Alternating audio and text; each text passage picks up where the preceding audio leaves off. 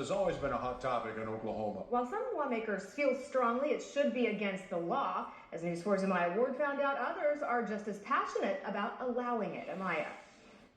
Heather Kevin, recently Noble Public Schools had a forum for candidates running for a seat in the House of Representatives. Afterwards, a citizen recorded her exchange with candidate Jonathan Wilk. They were talking about whether or not destructive kids should be paddled in school. Here's his response. I believe in corporal punishment for any kid that's acting out. And that would include physical and mental disabilities? If they have the ability to act like a human being, then they should be disciplined if they're not.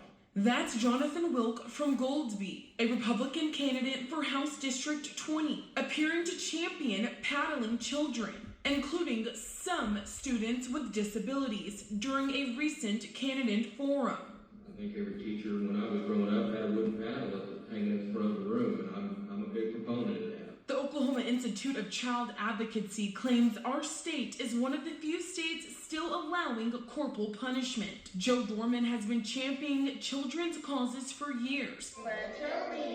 He says spanking does more harm than good. With children who are younger, it's traumatizing to them. We've had reports of children who are severely disabled through a developmental disability who have received corporal punishment. They're not aware that they're doing something wrong. Other lawmakers like State Representative Jim Olson, a Republican from Roland, thinks paddling can be positive. If you go back to the founding of our nation, that was the normative thing. And it worked. And it worked very well. He says the decision on whether to use corporal punishment should be left to parents in the school district. It comes down to, what do you mean by disabled student? Okay, now, and there's quite a range. There's a bigger range than most people realize. Wilk believes his comments were taken out of context. He sent us a statement saying in part, "The removal of discipline in the classroom is a major concern among my constituents.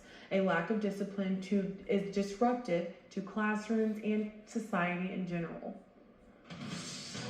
Now, first